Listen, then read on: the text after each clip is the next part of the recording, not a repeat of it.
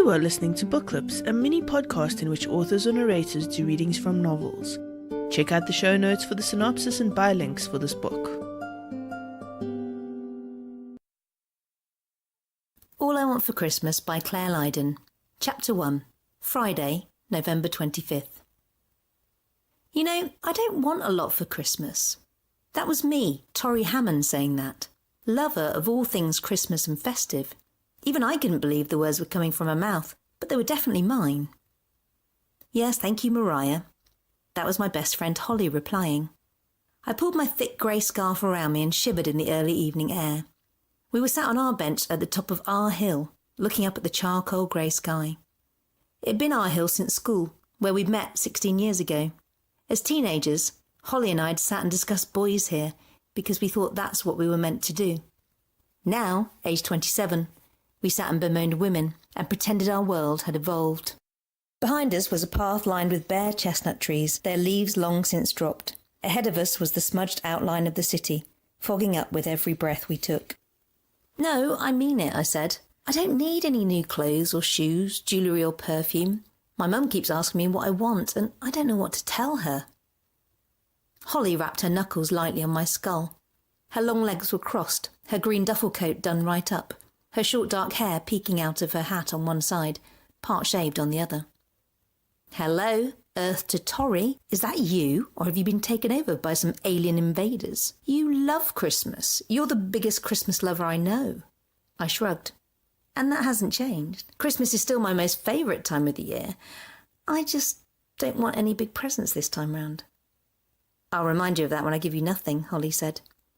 You could tell your mum to give you a good gift, a goat for a family in Africa or something. My gran bought my mum the gift of sight for 5 children last year. I turned my head. And how did she react? Holly smiled her lopsided smile. Mum said it was a nice gesture, but a bottle of gin to go with it wouldn't have gone amiss.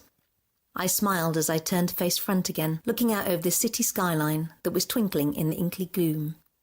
Does it mean I'm getting old? Like, soon I'll be leaving presents to open till after lunch. I might even fall asleep before opening them. Imagine that. Holly nudged me with her elbow. Does anyone in your family do that? An image of Christmas Day with Mum, Gran and Aunt Ellen ripping open their presents one after the other in their favoured loot aloft came to mind. They could hardly contain themselves till after breakfast. I shook my head. Not really. Well then. We sat in silence for a few moments. The smell of flattened grass and mud filled the air. The path in front of us chilled and damp. You know what I really want for Christmas, I said. Holly sunk lower on the bench. A minute ago it was nothing, but do tell. I want a girlfriend. Last year I didn't have one, but that was okay because it was too soon after Amy. But this year is different. This year I want to share my favourite time of the year with someone special. I want to really enjoy the holidays. I heard Holly grin. You want a girlfriend for Christmas? I do. Well, that's easy enough, she said. I sat up and looked at her. It is? She nodded. Sure, we just make you a billboard, drop you in the middle of Oxford Street and away you go. I scowled. I'm being serious. She smiled. So am I. I stood up and paced around in front of Holly, the nearby trees creating eerie shadows. But if I had a girlfriend, she'd have to buy me something. She'd have to think of an amazing present, wouldn't she? Which is the absolute perfect reason to get one. Holly was being ironic, but I ignored her. I cast my mind back to the last time I'd had a serious girlfriend, Amy. For Christmas, she bought me a hot air balloon ride one year, a ski jacket the next. I wanted that this year. I wanted to receive presents not bought by my mum or my gran. I wanted to go ice skating and kiss while we held hands. I wanted drunk Christmas sex, and I wanted it all now. But it's November 25th. Christmas is only a month away, Holly said. She was far more practical than me. Holly favoured order and spreadsheets, so I could see how this sudden plan troubled her. I wagged a finger in her direction, twisting one way, then the other. It involves a deadline, though, and you must admit I work well to deadlines. Holly nodded. You do. Then she cocked her head, holding up a single finger. But I have one question. Shoot. Is this all because of Melanie Taylor? I paused, then bit the inside of my right cheek. No. It was, but I wasn't about to admit that right away. So it's just coincidence. We heard she's getting married this morning. You think she's an idiot, and now you want a girlfriend. I bristled at the suggestion, mainly because it was mostly true. It's not to do with her, it's just time. I'm not talking marriage, I'm just talking about getting a girlfriend. There's a big difference, you know? I want someone who will take me to dinner, have a conversation, laugh at my jokes. I want to be wooed. Holly's laughter punctured the descending gloom. Laughing at your jokes, that's a tall order. My jokes are legendary, I said. We both laughed now. Holly was silent for a moment, her nose pointing skywards, her cheeks flushed from the cold. She sat forward before speaking.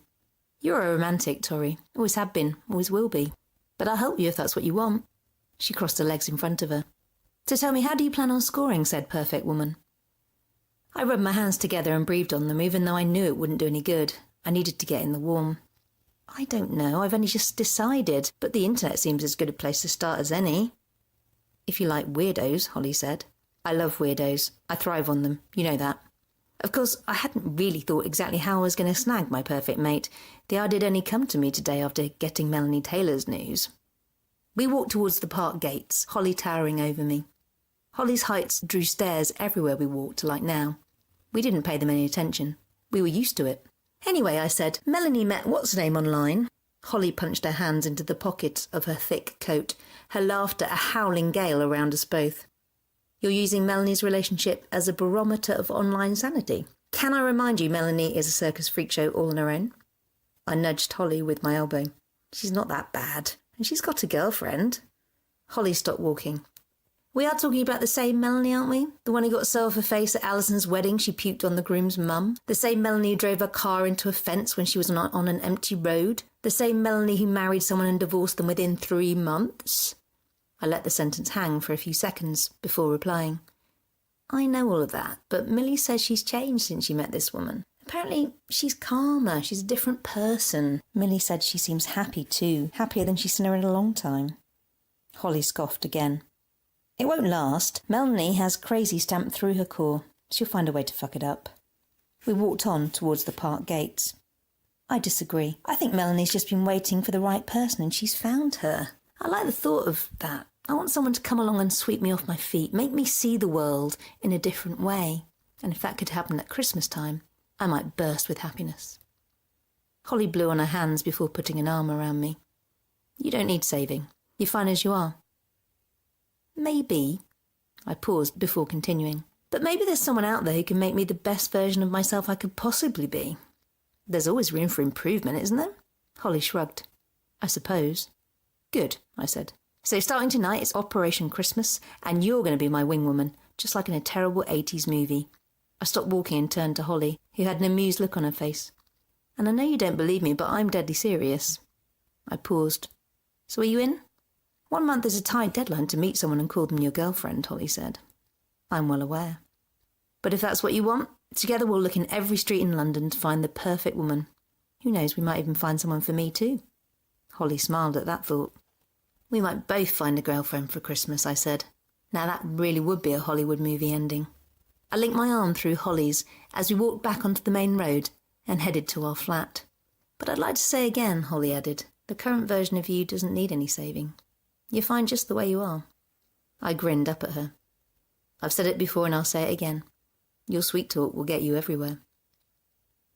And that was Chapter 1 of All I Want for Christmas by Clare Lydon, and it's available at Amazon, Barnes & Noble, iBooks, Kobo, and all good bookstores.